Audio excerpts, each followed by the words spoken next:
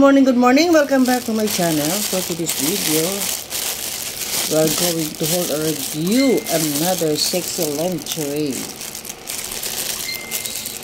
So without further ado, let's begin. Bitin na lang natin para madali natin mabuksan.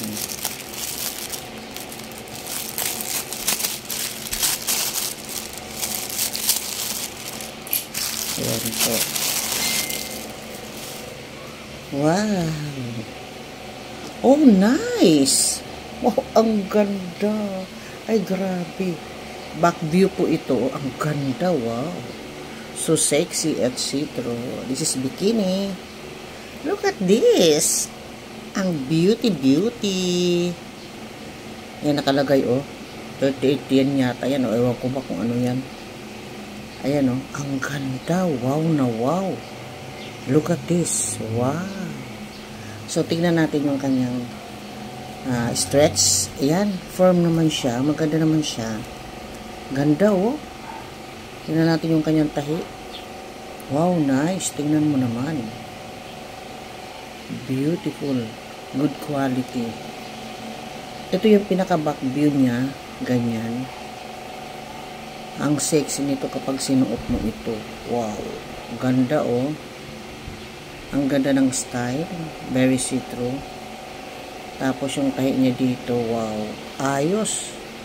Good quality. Tingnan mo naman. Pero, pagdating sa crotch, perfect. Kasi, kahit yung may mga diferensya sa ating mga wet po, sa ating mga body, pwedeng magsuot nito. Yung may mga almoranas, pwede ito kasi tingnan mo.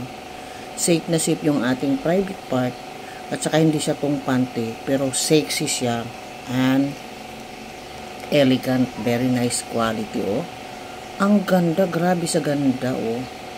Butas-butas, black, wow. Sa quality, good.